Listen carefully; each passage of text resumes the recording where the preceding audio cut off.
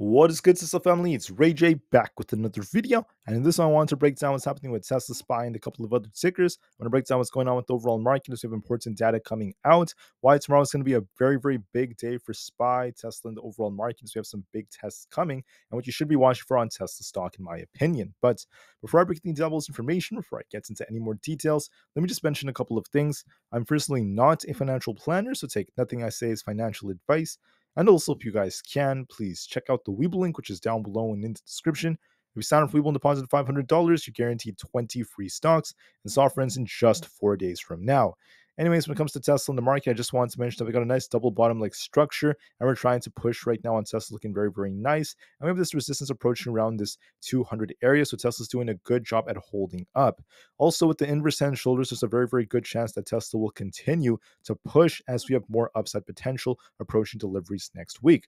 But the question is, what is the news saying about the markets in Tesla? What pieces of data are coming out? I want to talk about news and data first before I break down more details about the technicals. The first thing you need to know is the fact that VW has come out and they're planning on investing up to $5 billion into Rivian. That's actually been some big news for the entire EV sector, which is once again showing more life for it, more potential, and really shows how important it is to get these investments and the growth that's necessary. So there's a lot of potential in the entire EV space as a whole. We saw a lot of EV stocks making big moves thanks to this news as Rivian absolutely exploded. And this is great news because it's just showing how much other companies are willing to put into the EV market because there's so much potential for these companies. Yes, Rivian is in a position right now where they're burning cash, right? Every single year they're still doing that. They're taking time to improve their margins as battery prices are decreasing. And this is what's been going on. But for the long term, I'm still very bullish for companies like Rivian, for Tesla, and beyond. And it's great news to see how much exposure these EV stocks are getting. Also, as far as Tesla goes, we have deliveries coming up very soon. Some articles are saying that Tesla's going to have a tough time in this quarter. Things are not going to be too great. Others are saying that Tesla's going to have a good report that's going to surprise. So I'm seeing some very mixed reports thus far.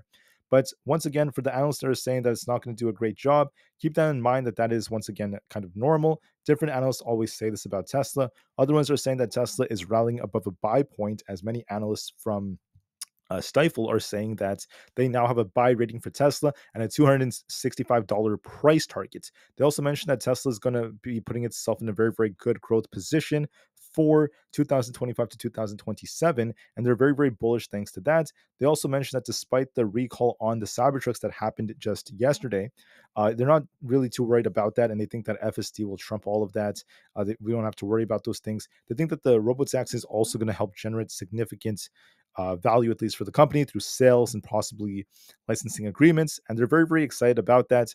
As far as deliveries go, we should be expecting them around July 2nd. That's going to be on Tuesday of next week. Don't forget that Sunday is going to be the end of June, and also the very end of the second quarter. So then usually by the 1st or the 2nd of July, that's when they should be announcing their deliveries. I think reports are saying it's going to be July 2nd, but I'll keep you guys posted in case anything changes. So we'll see how things go. This is going to be very important. Let's see how well Tesla does when it comes to meeting expectations. And it's going to cause a big move in the share price going into next week. We're already making a big move for Tesla approaching deliveries. So it's looking pretty good so far. Now, as far as the overall market goes, we had a big report that just came out from the Federal Reserve. They're saying that all 31 banks that they checked are doing relatively well for the annual stress test. They withstood a severe hypothetical downturns. That's actually some pretty good news so far. I wouldn't necessarily say that I trust everything that's being said by the Fed, but this is something that's worth noting because if there is some kind of recessionary scenario, most of the banks should be fine right now, especially after getting the amount of capital that they received. And there's also been some talk about how this will be fine for like JP Morgan Chase, Goldman Sachs, and the others. And despite, many of these recessionary factors, many banks should be okay, but this doesn't really cover the comprehensive amount of things that affect the economy. So yes, maybe these banks will be all right. Maybe they will be, but that doesn't really give us any guarantees for commercial real estate. It doesn't guarantee anything for other sectors. This is just one sector the Fed is focusing on for now. Now, going forward, tomorrow is going to be Thursday, June 27th, 2024. Please note that we have important data coming out 1 hour before the market opens. We have the GDP growth rate quarter over quarter. We have initial jobless claims coming out, GDP sales, and lots of other pieces of data. But the GDP numbers are going to be very important alongside initial jobless claims. It's going to cause a very big move in the markets. I am personally not a fortune teller. I don't know exactly what the data will look like, but I can tell you some things. That is, it's going to cause some high volatility, and there's going to be a big test at least coming to SPY, Tesla, and others. I'll talk about that in just a few minutes. And then besides that, we just have some more manufacturing numbers at 11 a.m. and then bill auctions at 11:30. So those are going to be the main times to be looking for some volatility. But the number one time is going to be 1 hour before market open tomorrow at 8:30 a.m. Eastern Standard Time.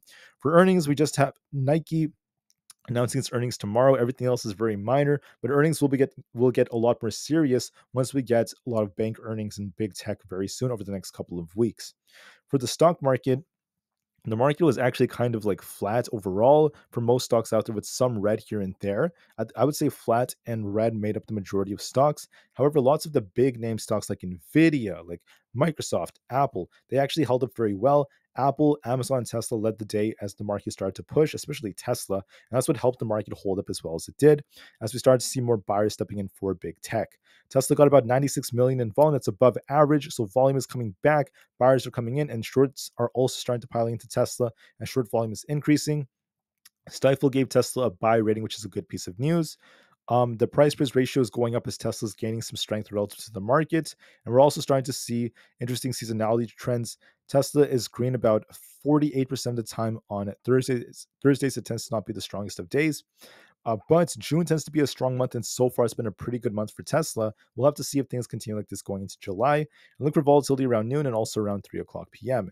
Anyways, guys, that is it for data. I threw quite a bit of data in you guys' faces. Now I just want to talk about what's happening with the charts, and that's what I'm going to do for the rest of this video. We're just going to focus on that. So what's going on with the markets? As you guys know, we have all that data coming out 1 hour before market open. I don't know what that's going to cause, so I can't make any promises, but I can tell you that technicals do show us that Tesla is bullish overall, and we're easily going into the 200s very soon. Now, before we go to the 200s, we might not go straight up there. I could be looking for a little retracement on Tesla after how we pumped to retest maybe the 192s. We could even retest this breakout area. I would love to see that happen around 191.8 to 192 before, excuse me, before we try to bounce back up. That would be very, very healthy, at least for Tesla.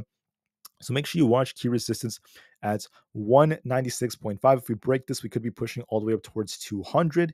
If we end up losing that, I'll be looking at 194 and then 191.69. That's where we have the previous resistance becoming support, and then breaking that opens the doors for 188 as we have an imbalance all the way down there. So what do I think is going to happen? However, I think that Tesla still looks bullish overall. Not only do we have a nice symmetrical structure right here on the 4-hour, forming a nice double bottom right here, it's looking more bullish as we're seeing buyers stepping in and they're continuing to dominate this trend. But simultaneously, that's like the right shoulder of this much larger inverse head and shoulders, which looks more bullish. And this suggests that Tesla could be going to the 200s quite easily because right now technicals look more bullish. The daily time frame is also looking pretty good for Tesla because on the daily, we're technically testing our 200 EMA. This is going to be a big test that's coming, but as you can see, the technicals look nice for this accumulation. So it does favor Tesla's going to try to break through its 200 EMA. That's going to be a tough resistance Tesla's at. Currently, it's around like 198 or very close to that. So I think that Tesla is going to be fighting 196 tomorrow.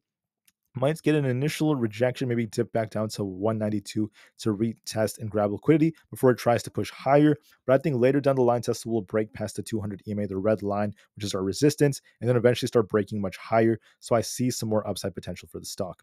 All right. So for tomorrow, what do I think is going to happen? In my excuse me, in my opinion, Tesla may dip down towards 192. I think we might get a little dip down here to retest the breakout area. That's very, very healthy. Then we might be looking for a big bounce after that for a big push back up towards this high. Overall, it's holding up very well. My prediction could also depend on a lot of data coming out for tomorrow. So just kind of take it with a grain of salt. I can't promise that because it depends on these different factors. But I think there's going to be a big test for Tesla and potentially a nice little retest and a bounce coming very soon. Now, SPY is also in a very critical place. As you can see, there's a head and shoulders, but head and shoulders don't always play out. Sometimes they're used as traps, especially this year. It's been happening very frequently. But it's very simple, the way I would analyze SPY. SPY has key resistance. See the yellow looking rectangle up here above? It's a little thin. This is going to be our resistance at 547. If we break this, we're going to turn bullish. SPY could be pushing for all-time highs. If we reject here and we fail to get the breakout, watch 543 is key support. If we lose this, I'll be looking at the 542 area. That's going to be our 50 EMA. And if that breaks, I think we're going to be dipping all the way down to 537 to fill our gap. Now, what you'll see is that there is a head and shoulders that's developing. If we lose this 50 EMA right here, this is going to most likely play out until we're going to see a big rug pull all the way down to 537. If that's not the case and we get a big bounce, we'll see. But I just want to make it very clear that that is what is developing, and we have to be very careful nonetheless. So from the way I see things, I'm not super bearish, not super bullish, because the reason I say that is because we're in the middle right now. Look at the last, 7 days. SPY was right here, all the way back here around this 543 area. Then we bounced to 547, came back down to 542, bounced to 547, came down, back up, came down. So it's going back and forth and back and forth. It's been doing this for the last week. So this means that we just have to wait and see. We're just range bound for now. If we lose 543, there's going to be a bigger rug pull to 542. And if that fails, then there's going to be a much bigger drop down to 537. If we break 547, we turn bullish. We're just going to wait and see. As of right now, I'm in the middle, so give this some time. For Nvda, we're kind of rejecting right here. We pushed all the way up towards the 130 resistance, came back down. If we end up continuing to fall and we lose 122, I'll be looking for a dip down to 120 then 117. And if we bounce back up and break past 126, I think we could be looking for a test of 130. Look at this high here. We came down, made a lower high. I do see a risk of this dipping even lower, all the way down to this imbalance. So I do favor this dipping a little bit lower from here, but we'll just have to see how things end up developing from here. So in my personal opinion, there's a bit of a rejection right over here that's kind of forming. Nvidia is looking like it's shuffling right here, and there was a little bit of weakness today. But what's good about Nvidia is that there are buyers stepping in trying to defend it around 125. So it's going to likely shuffle tomorrow, and it's very indecisive. So we just have to see what the direction is going to be. This will depend on a lot of data, so wait and see. Do we break 130 to turn bullish, or do we get the rug pull at 122? I will wait and see just to be safe. Bitcoin is dipping a bit. Let me actually pull up the Bitcoin chart right here. I'm going to use this one instead. Bitcoin basically is rejecting off its 20 EMA right here. So if we continue to fall, I think we could come down to fill this imbalance at 60,200. And we'll see if that fails or not. If we hold this, we could bounce. If we fail, we'll be dipping lower. So I'll just give that time and see how things end up developing from there. For other factors, we also have the QQQ. This is forming kind of like an inverted cup and handle. If we end up losing 478, we'll be dipping all the way down to about 476. And if that fails, this is going to be a bigger dip all the way down to about the low here. And then we have that gap fill at 468. So if we lose 478, watch 475. If we lose that, we turn bearish. If we bounce from here and we test 480, breaking that opens the doors for 482 and 484. 484 breaking will turn us back bullish, and this is going to break to all-time highs. So I'm watching these levels very, very carefully on the QQQ. It does have kind of like an inverted cup and handle that could technically play out, but we have to wait and see. It's looking kind of weak in the after hours too, so I'll be very careful with this. But I'm not convinced yet. I have to wait for the data and see what reaction we get just to be safe. For Aapl, we have a very, very nice looking cup-like structure that's forming. We're also building some strength. We have 212 as key support and 210. If we lose 210, I'm going to be looking for a rug pull back down to 207. If we break past 215, we'll turn back to bullish. We're in the middle right now on Aapl, so I'll have to give this some time as we have a nice cup forming. So give this the time it needs. With that being said, guys, I think that Aapl may dip tomorrow to about 210, and we'll see if we get a big bounce or not. But that's it for my analysis for the main five. Now let's focus on the rest of these tickers in a very, very quick manner. Palantir is looking a bit more bearish. We're testing our 50 EMA around 24. If we lose this, we'll be tipping all the way down to about 23.5, if not lower levels. If we bounce off 24, I'll be looking for 24.7. Breaking that turns us back to bullish. This looks a little bit more bearish thanks to the head and shoulders and the weak structure we have, and because of the fact that we're kind of sinking the after hours. So this favors downside a little bit more, but just to be safe, we have to wait and see. For Supermicro, we have a head and shoulders like structure right over here. If we end up losing support around this 815 area, I'll be looking for the imbalance fill around 780. That's looking a bit more probable to me, so we'll have to see if that ends up being the case. For Rivian, we're kind of rejecting here since we lost basically the 16 support. I'm going to be looking at 13.68. That's the previous resistance becoming support, and also around our key Fibonacci retracement area, not to mention 12.85 as another support. So 13.68 and then 12.85 could be tested before this thing tries to bounce back up. The reason why it's dipping is because it pumped so hard. It pumped so hard thanks to the bullish news with VW, investing into it. So that's good news for them. Could dip a bit more before it tries to bounce. So far may chop around, retest 6.5, then trade sideways for tomorrow. I'm not really seeing much for it. For the IWM Russell 2000, we're kind of rejecting here. I do see a risk of it dipping a little bit lower towards 198 from a technical standpoint before it may try to bounce. However, that's just based off technicals. We'll see if the data kind of correlates and causes that as well. So be very patient with that. For AMT, we're dipping a bit. I think 155 could be retested, and we'll see if we bounce off that or not. But watch and see how we end up reacting towards 155. I think we could dip a bit more, and then we'll see what the reaction happens to be. For ARM, in my personal opinion, kind of has like a head and shoulders. If we start dipping, look at 159.9 to this 160 area. If we lose this, we'll be dipping all the way down towards 155. If we bounce off this, we could try to rebound, but I think that ARM has a very good chance of dipping a little bit lower towards 159, and we'll have to see if we bounce or not off that. But look for a little dip tomorrow morning, and we'll see what the reaction is. For Coinbase, we're looking a little bit weaker right here. This is trying to reject, so I think there's a good chance we're going to be dipping down towards about 210. But then watch and see if we get a bounce or not, because like I said before, there's going to be a lot of data coming out. I see a little bit more downside coming towards 210 since we're sneaking in the after hours, so watch for that. For Amazon, we have 193 as key support. If we lose this, we'll be tipping all the way down to the breakout area at 191. If we hold 193, we'll be rebounding to 195. So watch for 193 to be tested. My gut tells me it might retest the breakout around 191 and then try to bounce. But just to be safe, watch and see if we lose 193 or not. We're still shuffling around it. For Meta, it's the same thing. If we reject here, we could be retesting 510. If that fails us, we'll be dipping down to 505, and then we could bounce off that. Or if we break past 514, we could be looking for 516. My gut tells me it's going to dip to 510 and eventually 505. So we'll see how things go from there. For Microsoft is on a very, very strong uptrend right now. It loves to touch our green line here, the 20 EMA. We touch this, bounce, touch it, bounce, touch it, bounce. It happened again and again and again. So I think we might be dipping for 448, then try to bounce again. So watch for that. For Google, we pumped so hard already, so now it's starting to lose some momentum. I think we could be dipping down towards 183, then maybe bounce off that again. So look for a little bit of a retracement. GameStop is stuck within this range. We have to break past 25.67 to turn bullish. Otherwise, we're just trading sideways, so give this some time. I'm not seeing signs of it breaking out yet. It's just range bound. AMC is showing strength. If we break past 4.74, we could be pushing higher. Otherwise, we're also stuck within this range. DJT is trying to push a little bit higher. If we break out, we'll be looking for 40 to be tested. I see 40.8 to be tested, and we'll see how it reacts from there. The VIX is also trading sideways within a range. We have this support right here around this 12 area, and we have resistance all the way up towards 13.5. We're at support right now on the VIX. We'll have to see if we get a bounce off the mid at 12s or not. We're at key support, so the best thing to do is just be very patient and give this the time it needs. So wait and see how the VIX ends up reacting. We're at a very, very critical level.